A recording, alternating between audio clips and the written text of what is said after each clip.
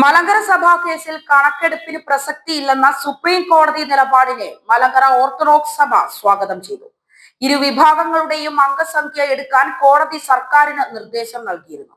എന്നാൽ ഈ കണക്ക് പൂർണ്ണമാകില്ലെന്നും സത്യസന്ധമായി വിവരങ്ങൾ പുറത്തു വരില്ല എന്നുമായിരുന്നു ഓർത്തഡോക്സ് സഭയുടെ നിലപാട്.